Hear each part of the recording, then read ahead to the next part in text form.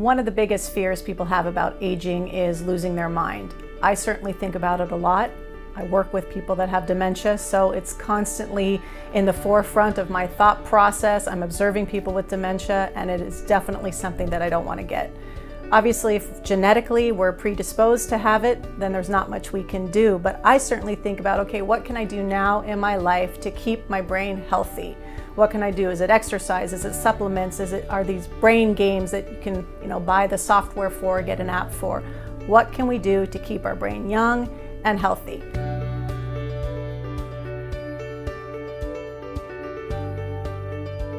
I have with me Rachel Goodman. She's a clinical psychologist with a specialty in neuropsychology. She knows lots about the brain and how to keep it young. She has a whole brain wellness program as well. So welcome, Rachel. Thank you. Tell me how the brain works. Okay, so the brain, as you mentioned, has a number of different cognitive functions that we in neuropsychology test for and evaluate. One of them, I guess the most well-known, is memory, but there are a number of different functions. Executive functioning is coming from your frontal lobe. People, I think, have heard of that at the front of your brain. Describe to me what executive functioning would be. Judgment, decision-making, problem-solving? Exactly. Being able to do two things at once, kind of. Ooh, women have excelled in this. Yes, yes.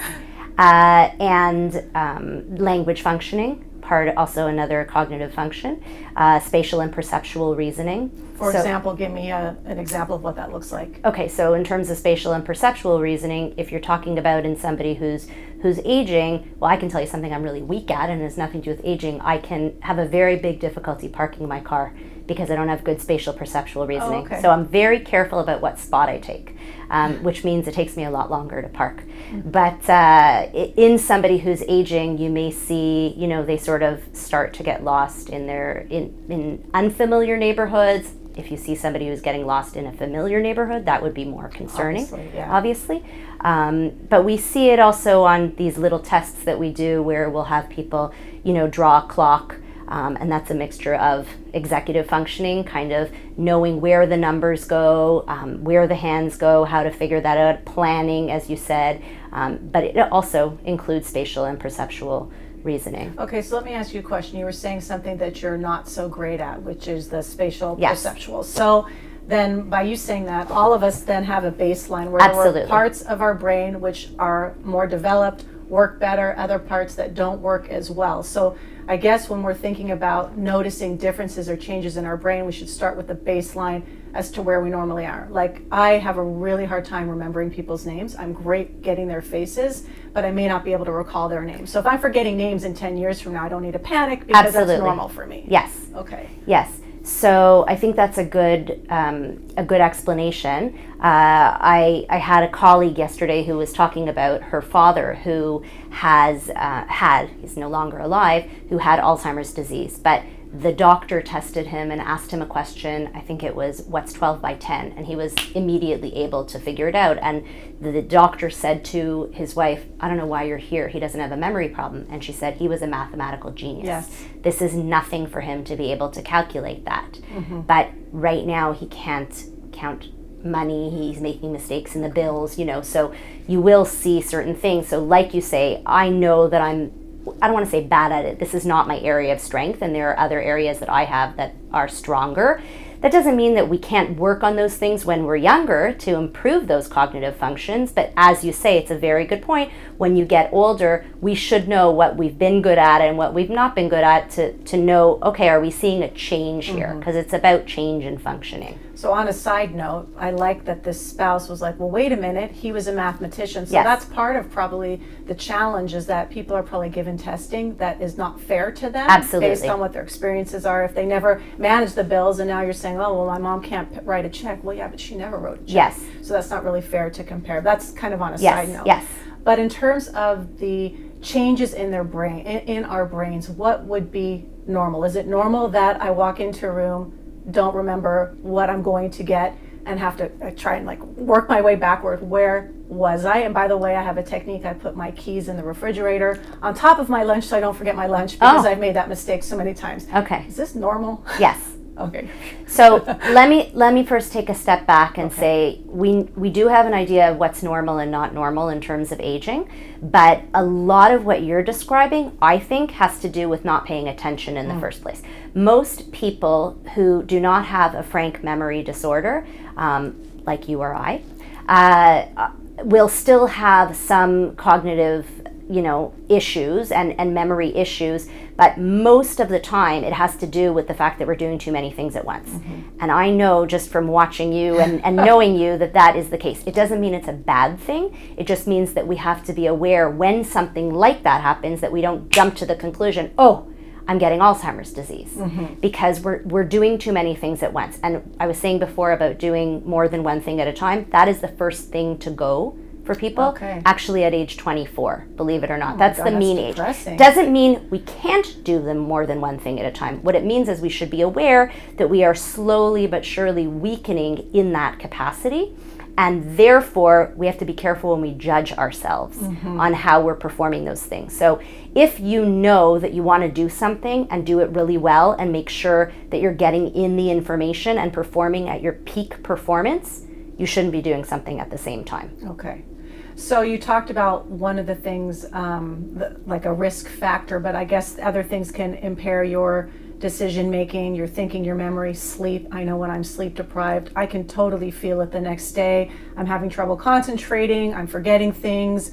Sometimes I turn down the wrong street because I'm just so tired. Absolutely. So what are some of the things that happen in daily life that would impact your functioning and to not panic if you have a day or two when you feel off? Sure. So you brought up a big one. Sleep is a big one. Most of us are not getting as much sleep as we should. We're definitely not getting the same amount of sleep that people were getting many, many years ago when we were living in sort of a farming lifestyle where you would wake up at dawn and go to sleep, at sundown kind of thing, and you'd be getting much more sleep. So the sleep has a big effect on functioning. Other day-to-day things, getting a cold, sounds silly, but your cognitive functioning is less, and in addition, the medicines that you take for that can also have an effect. Again, everything that I'm saying, I don't want people to think, oh, I'm not allowed to get a cold, and I'm not allowed to stay up, at night, and I'm not allowed to drink alcohol, and I'm not allowed to do X, Y, Z. It's more about prioritizing and making decisions and saying, okay, this is something I want to do once in a while, but I have to know that that's going to affect me. So if I'm going to, not that you want to get a cold, but if you're going to have a cold, I shouldn't think, oh, I'm getting a dementia suddenly today. Or you, when you're worried if you didn't sleep, oh, I forgot, I can't find my keys. Okay, that's normal effect on your cognitive functioning. What else?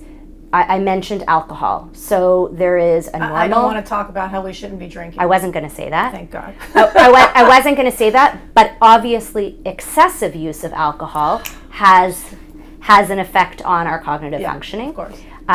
Smoking has been shown to be a risk factor for Alzheimer's disease, and I guess specifically. Exercise can help. Absolutely. In terms of the reverse. Absolutely. No question. Exercise is so helpful in so many ways. I think the other thing to know is that a lot of the risk factors for cardiovascular disease and stroke are similarly risk factors for Alzheimer's disease and for sure vascular dementia, which is related to cardiovascular disease and stroke. So anything that you know of that would be healthy to do for cardiovascular disease, sleep, obviously physical exercise, Mediterranean diet, and we can talk more about that if you want. Less alcohol, I'm not saying none, for sure not, and actually we know 1 glass of wine for a woman, 2 glasses of wine for men, red wine can be healthy, but smoking, all of these risk factors for that are things that we also are aware of. An interesting one, which we've been coming up with more, is sleep apnea.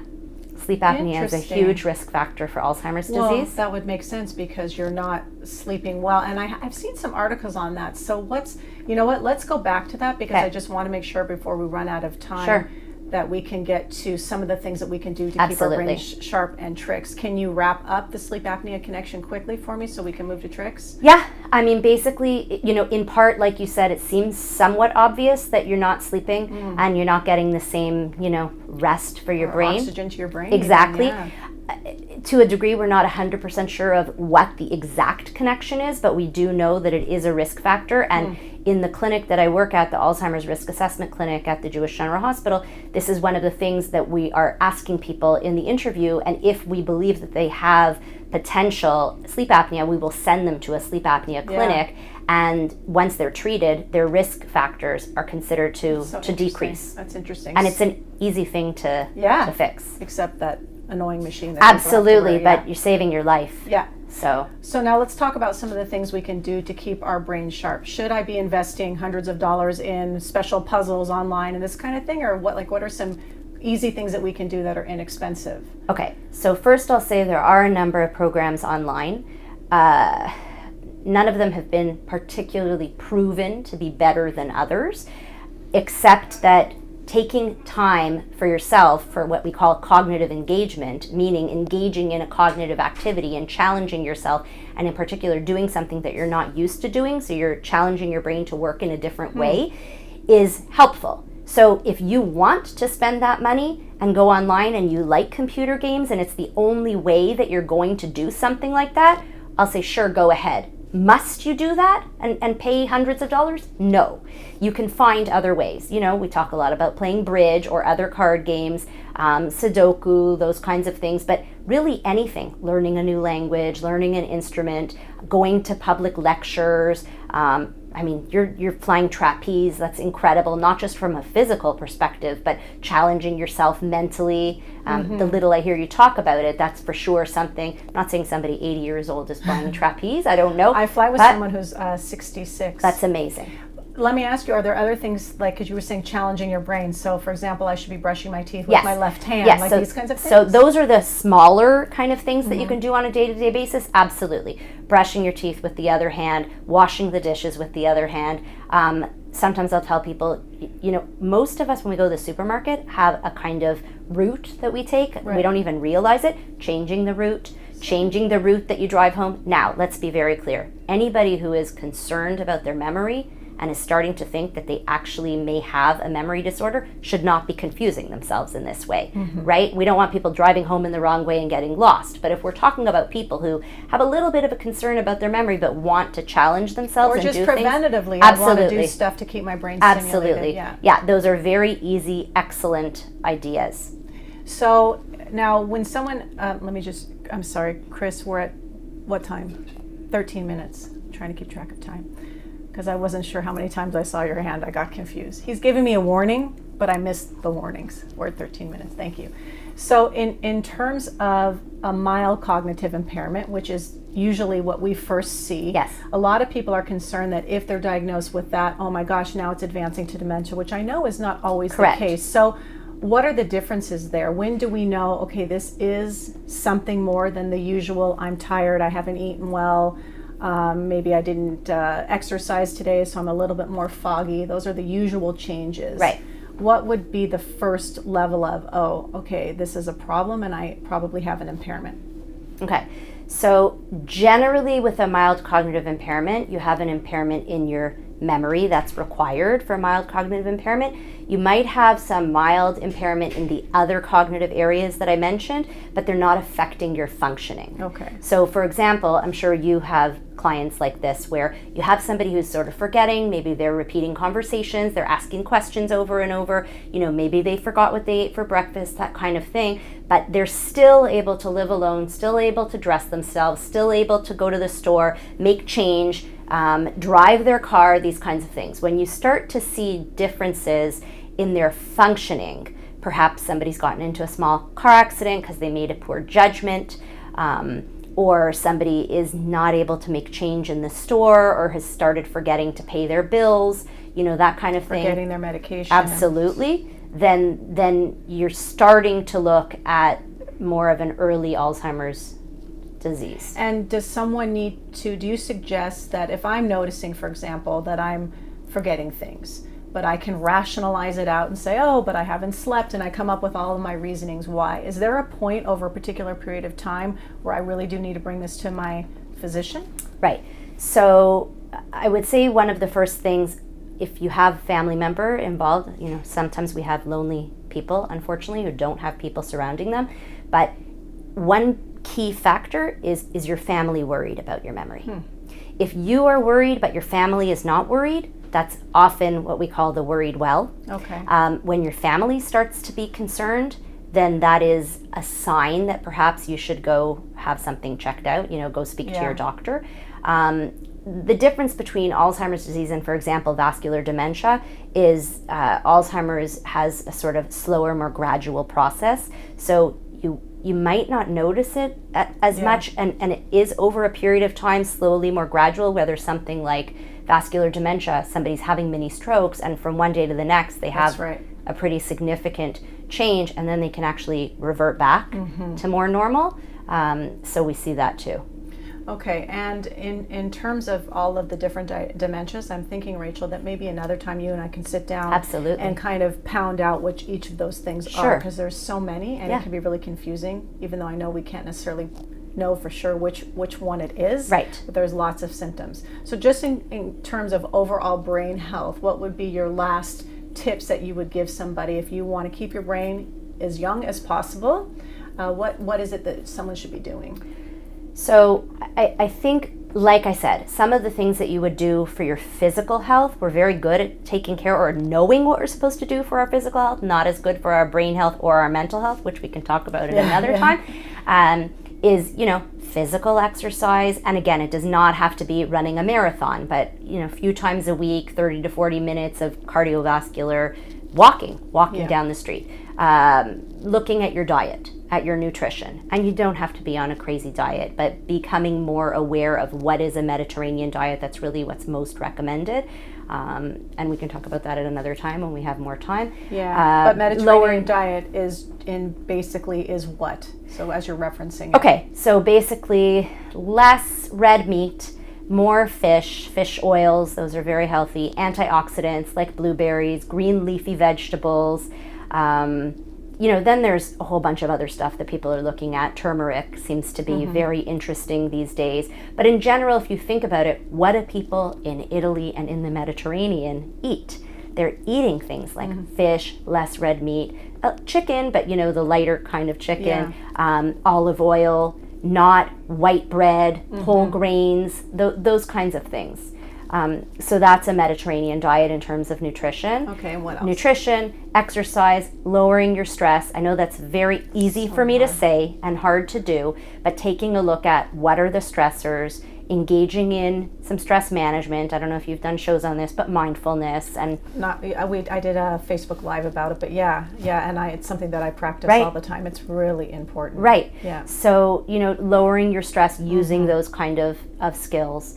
And then I think very important is increasing socialization, increasing your cognitive engagement, doing things like you said, challenging your brain, whether it's in very small ways, like brushing your teeth with the other hand, or maybe committing to something bigger, whether it's playing a card game or going to a concert or, signing up to learn a new instrument. Or basically don't just sit around and do nothing. Absolutely. Engage your mind with activities with others.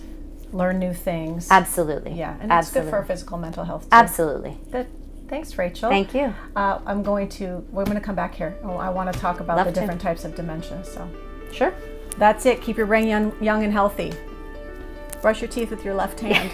Brush your hair. Or your right hand if you're a lefty. Oh yeah, or your right hand. Speaking of which, my son, he can do everything with both hands. That's fascinating, eh? Ambidextrous. Yeah. Is there less risk for that?